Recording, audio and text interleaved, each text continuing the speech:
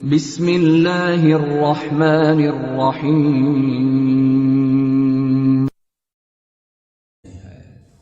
میں نے رسول ترک کا واقعہ سنایا تھا، وہاں پہ لوگ کچھ کم تھے، آج تو وضاحت کے ساتھ سنانا چاہتا ہوں۔ شہر تہران ہے، شہران کا ایک بہت بڑا بدماش، شرابی رہنے والا، لیکن تھا شیعہ، گنہگار پر شیعہ۔ جب بھی محرم آتا یہ مجلس میں ضرور آتا، لیکن پورا سال شراب بھی پیتا،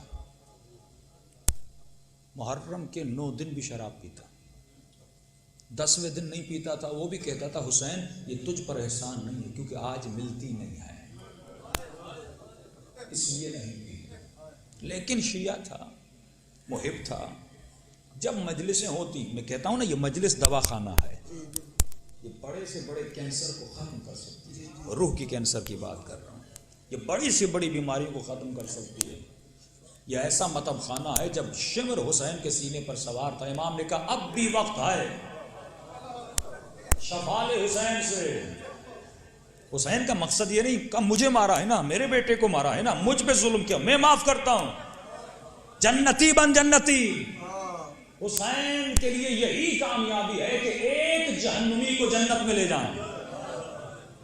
یہ ہدف اہل بیت تھا کہ تجھے جہنم کی آگ سے نکالے اور جنت میں لے جائے۔ روز مجلس میں جاتا تھا، شہر کا بدماش تھا، وہاں کی ایک انجمن تھی، مثال دے رہا ہوں، مثلا انجمن حسینی، وہ عشرے کرواتی تھی۔ یہ محرم میں آتا تھا اور یہاں ممبر تھا، بالکل صدر ممبر کے ساتھ بیٹھ جاتا تھا، سارا مجمع اسے دیکھ رہا ہے، سب جانتے ہیں یہ سب سے بڑا شرابی ہے۔ 1 سال آیا، 2 سال آیا، انجمن والوں نے کہا اب اس کو آنے نہیں دیں گے۔ کہا کیوں؟ کا نام بدنام ہو گیا۔ پہلے لوگوں سے پوچھتے تھے کس انجمن کی مجلس میں جا رہے ہو، کہتے تھے انجمن حسینی۔ اب پوچھو کس انجمن میں جا رہے ہو، کہتے ہیں وہ انجمن جہاں وہ شرابی آتا ہے، اس کا نام تھا رسول ترک۔ کون سی انجمن؟ کا رسول شرابی کی انجمن میں جا رہے ہیں۔ کا نام بدنام ہو گیا انجمن کا، حسین کی جگہ پہ شراب کا نام آنے لگا۔ کہا اس کو کہو کہ ہماری مجلس میں نہ آئے۔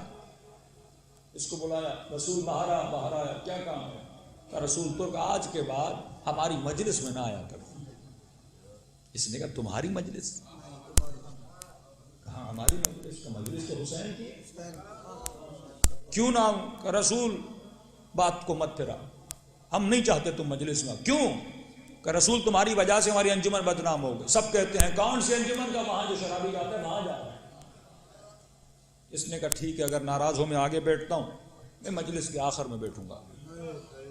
کہ رسول آخر میں بھی نہیں بیٹھنے دیں، نہیں آنا۔ اس نے کہا گلی کے آخر میں بیٹھوں گا۔ کہ رسول ہم یہ بھی گوارا نہیں کریں گے، اصلا تم ہمارے محلے میں آؤ۔ اس نے کہا بلا ایک کام کرو، دیکھو ہر گھر کی حفاظت کرنے والا کوئی کتا ہوتا ہے، تم مجھے حسین کی مجلس کی حفاظت کا کتا سمجھ کے کہیں دور بٹھا دو، بس کان سے سنوں گا، 1 گھنٹہ مجلس سنوں گا، گھر چلا جاؤ۔ انہوں نے کہا رسول حسین کو تجھ جیسے شرابی کتے کی بھی ضرورت نہیں۔ یہ جملہ کہنا تھا، رسول ترک کا دل ٹوٹ گیا۔ کہا نا من یجیب المضطر اذا دعاہ، اس دل کی آواز سنتا ہے جو دل ٹوٹا ہوا ہوتا ہے۔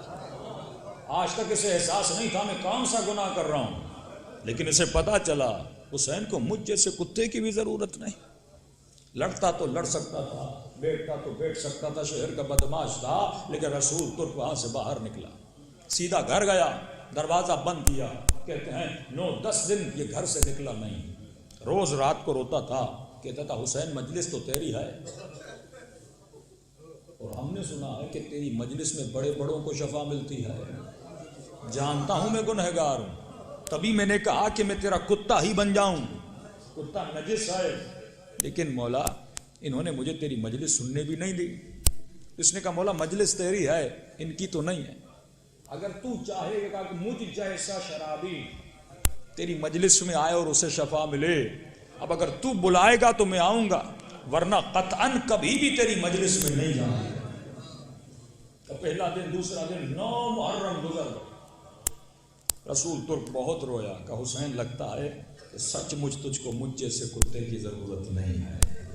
کہ صبح عاشور ہوئی، دروازے پہ دستک ہوئی، رسول بھاگا بھاگا دروازہ کھولا، کیا دیکھا؟ اس کے انجمن کے 9 اراکین دروازے پر کھڑے ہیں۔ کہ رسول جلدی تیار ہو جا، حسین کا تعزیہ نکلنے والا ہے۔ اس نے کہا کیا ہوا, مجھے دھکے مار کے نکال دیا, واپس لینے آئے ہو؟ پہلے تو کہا حسین کو میری ضرورت نہیں, میں نجس ہوں, میں شرابی ہوں, اب کیوں لینے آئے ہو؟ کہ رسول کیا کرے, رات کو 9 کے 9 نے ایک ہی خواب دیکھا. کیا خواب دیکھا؟ خواب دیکھتے ہیں کہ عصر عاشور ہے, ظالم خیموں پہ حملہ کر رہے ہیں, بیویاں ادھر سے ادھر جاتی ہیں, خیموں کو آگ لگتی ہے. رسول ہم دیکھ رہے تھے, لیکن ایک کتا تھا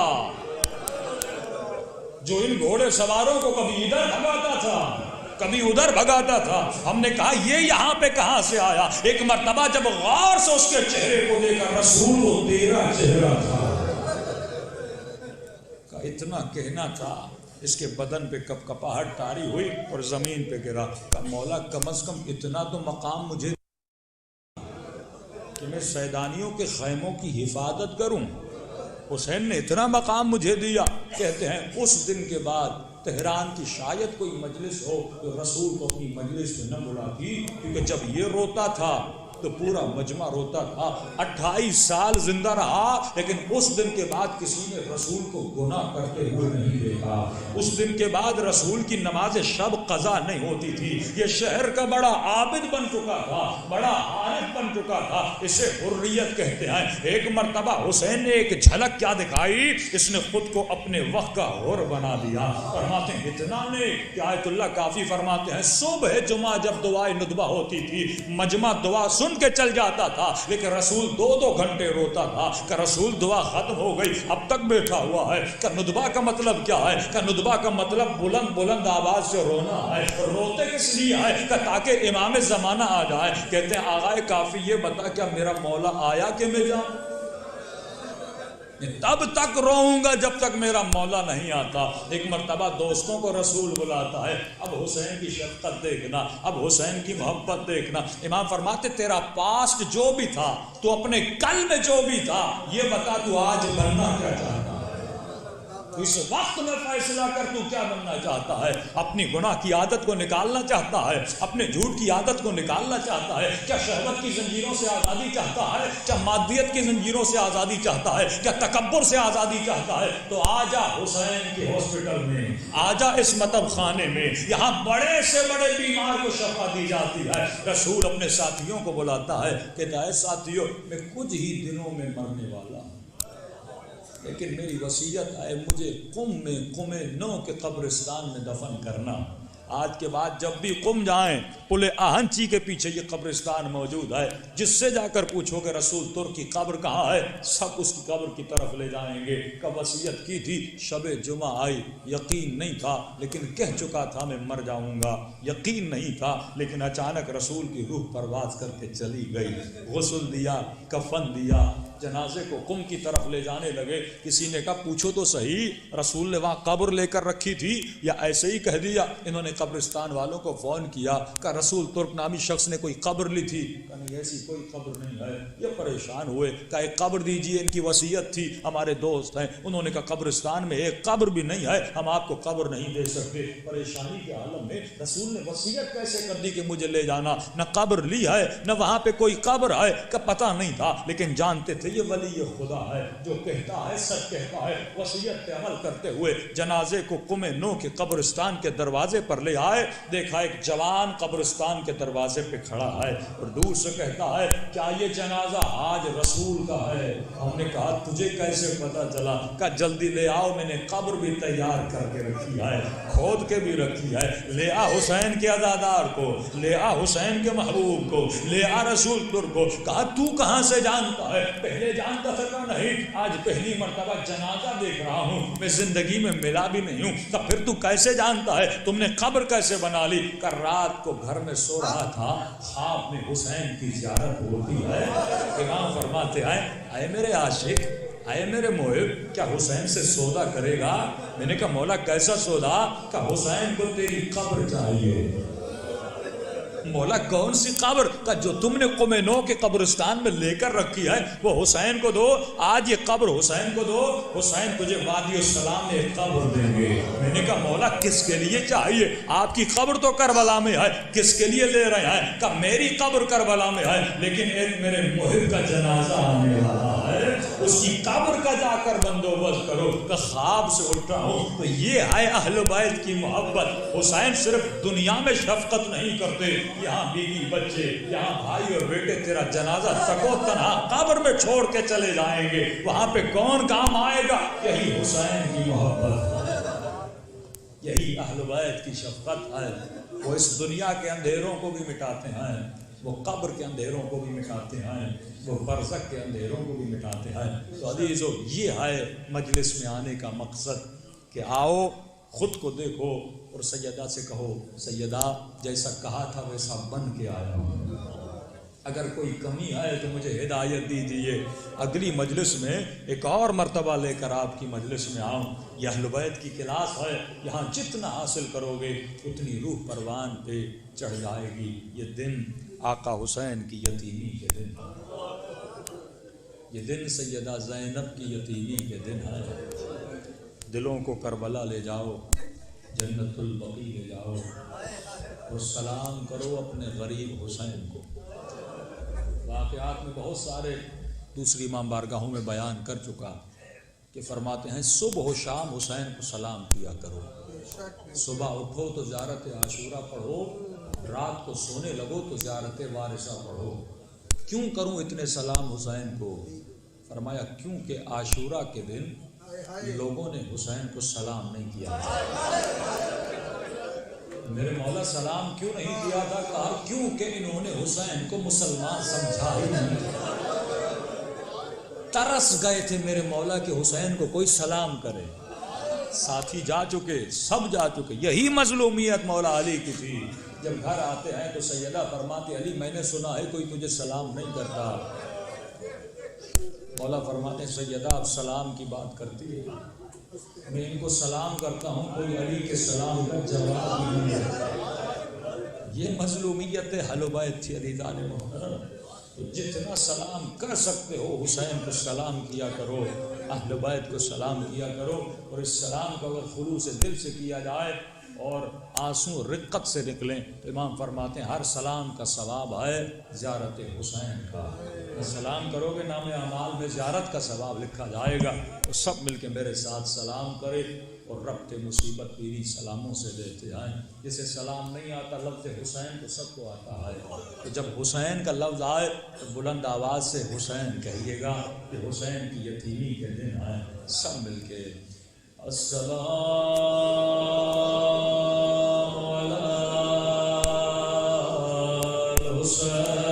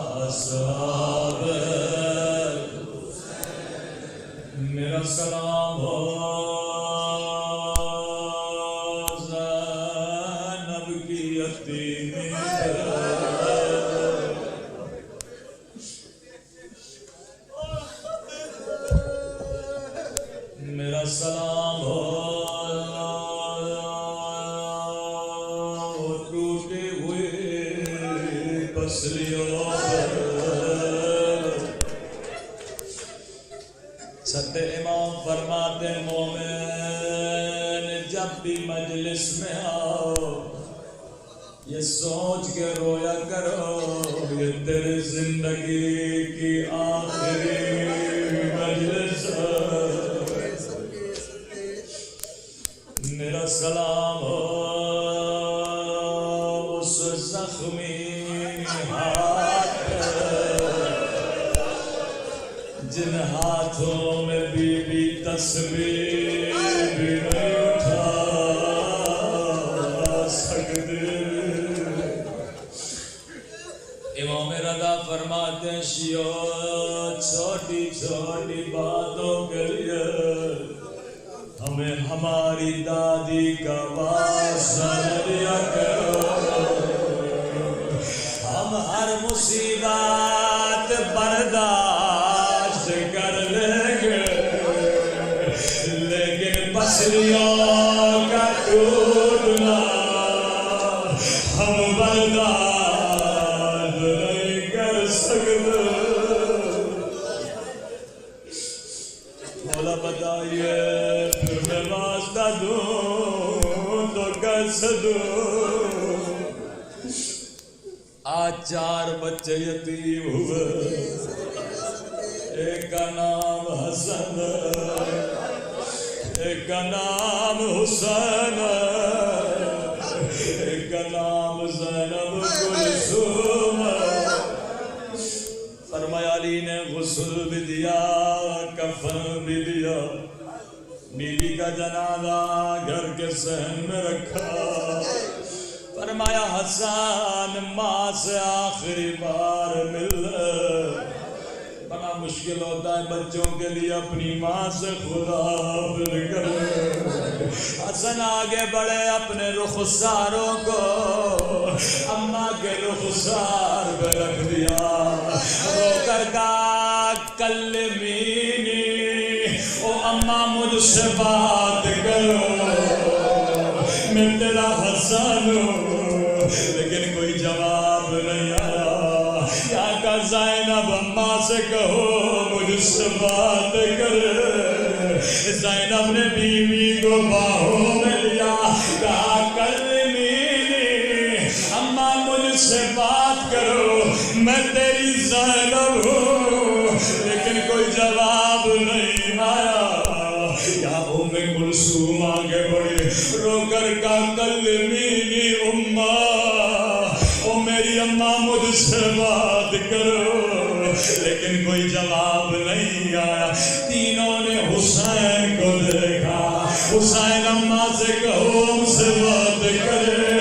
حسین نے کہا میں نہیں آؤں گا جب تک اماں نہیں بلا دی۔ راوی کہتا ہے بند کفن کھلے، ایک مرتبہ باہر آئی، آجا میرے پیاسے حسین، آجا 3 دن کے پیاسے، آجا میرے مظلوم حسین نے اپنا سر ماں کے قدموں پہ رکھا۔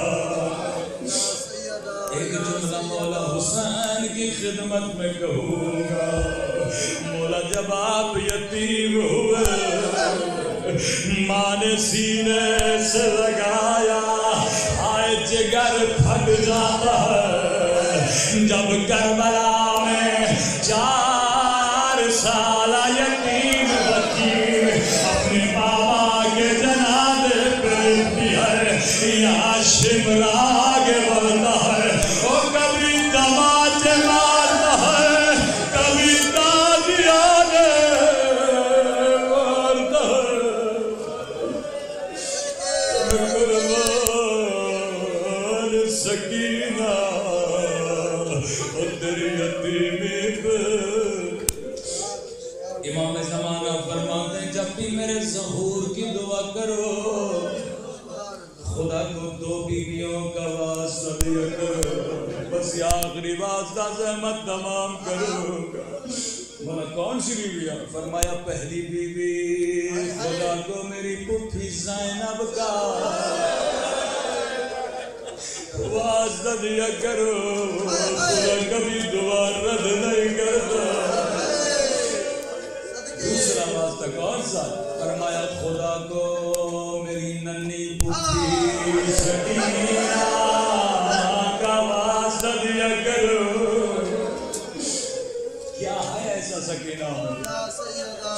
امام حسین فرماتے سکینہ میری وہ بیٹی ہے جو میری اماں زہرا سے بڑی ملتی ہے، شکل میں صغرا ملتی ہے، مظلومیت میں سکینہ ملتی ہے.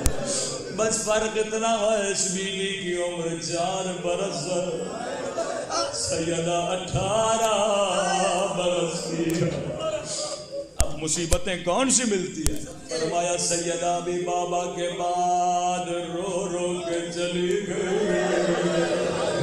سکینہ بھی بابا کے بعد رو رو کے زندان شام میں چلے گئے.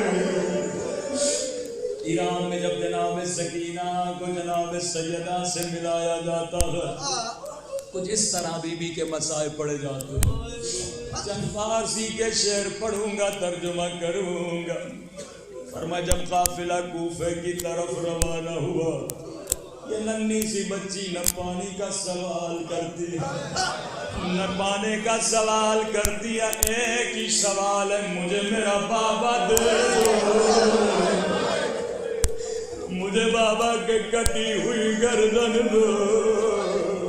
لیکن کوئی ظالم بچی کو بابا کا سر بھی نہ دیتا تھا. یا سکینہ بڑے حسرت سے بابا کو دیکھتی تھی اور کہتی تھی، کیا کہتی تھی؟ نظر کھول ای ماہر عشق امیدہ، اے میرے دل کے چین میرے بابا، اے سکینہ کی محبت میرے بابا، نظر کھول بابا تیری آنکھیں بند کیوں ہیں، ذرا آنکھوں کو کھولو، ذرا سکینہ کو دیکھو. سکینہ بابا کیا دیکھے؟ کہا نظر کھول چمن تنہا کودک موسفیدان. او بابا ذرا اپنی آنکھیں کھولو، ذرا میرے بالوں کو دیکھو. او بابا جس طرح دادی کے بال جوانی میں سفید ہو گئے تھے، او بابا میرے بال بچپنے میں سفید ہو گئے. کھجوریے آرزو یا سکینہ کہ من تنہا کودک مسفیدہ. بابا ذرا آنکھیں کھولو، ذرا سکینہ کو دیکھو. اب جملے بڑے سخت، یہی جملہ مولا کے ظہور کی دعا کے لیے کافی ہے. نظر کھول کہ من تنہا کودک قد خمید. بابا ذرا آنکھوں کو کھولو، ذرا میری کمر کو دیکھو. او جس طرح دادی کی کمر جوانی میں جھک گئی تھی، او شمر میں اتنے تازیاں مارے. او بابا میری کمر بچپنے میں جھک گئی ہے. ذرا اپنی سکینہ کو دیکھو. اے خدا تجھے 2 علیوں کا واسطہ، ایک وہ علی جو مدینے کی اندھیری رات میں رو رہا تھا جب زخموں کو دیکھا، دوسرا علی جو زندان شام میں ننھی بچی کو غسل دیا جا رہا تھا. غسالہ نے کہا سجاد یہ کالے نشان کیسے؟ اے خدا تجھے اس ننھی قیدی بی بی کا واسطہ، ہمارے مولا اور آقا امام زمانہ کا ظہور فرما. تب تک موت نہ دینا جب تک اپنے گناہوں سے معافی نہیں کرتے. خدا خدایا جو بیمار ہیں پریشان ہیں ان سب کی مشکلات کو دور فرما، جو قرضدار ہیں رزق مسائل ہیں، بحق امام زین العابدین، بحق جناب سیدہ ان کی پریشانیوں کو دور فرما۔ ایک ماں نے فون کیا کہ رہی 8 سال سے میرا بچہ گھر نہیں آیا، ایسے کئی جوان لاپتہ ہیں، خدایا تجھے اکبر کی جوانی کا واسطہ ان جوانوں کو اپنے گھر تک پہنچائے، ان ماؤں کی گودوں کو خوشیوں سے بھر۔ پروردگارہ جس نے مجھے التما سے دعا کا اس کی دعا کو قبول فرما، خدایا ہمارے برزخ اور قبر کے سفر کو آسان فرما، ہم سب کو زیارت بمعرفت امام زمانہ نصیب فرما۔ پروردگارہ بانیان مجلس کے جتنی مرحومین ہیں ان کے درجات کو بلند فرما، ان کی پریشانیوں کو دور فرما، جس مومن نے تعاون کیا خدا اس کے تعاون کو اپنی بارگاہ میں قبول فرما۔ حق محمد و آل محمد جتنے مجاہدین اسلام میں شام، یمن، عراق، کشمیر جہاں بھی مشغول ہیں، لیکن افریقہ میں خدا ان سب کو کامیابیاں عطا فرما۔ دشمنان اسلام، جبکہ آج یہ دشمن ظاہر ہو کر آ گیا، پہلے آل سعود چھپے ہوئے تھے لیکن اسرائیل کے ساتھ اتحاد کرنے کے بعد، یہودیوں کو سعودی عرب میں آنے کے بعد یہ ظاہر ہو گئے۔ اے خدا دشمنان اسلام جن کے سر فہرست آل سعود اور آل یہود ہیں، ان دو قوموں کو نیست و نابود فرما، ہمارے مولا کا ظہور فرما۔ پروردگارا بحق محمد و آل محمد ہم سب کو زبان ذاکر عطا فرما، بدن صابر عطا فرما، دل شاکر عطا فرما، عقل سالم عطا فرما، جو مانگا نہیں مانگا اپنے خزانے قدرت سے ہم سب کو عطا فرما۔ دعاؤں کی قبولیت کے لیے بآواز بلند صلوات پڑھے محمد و آل محمد۔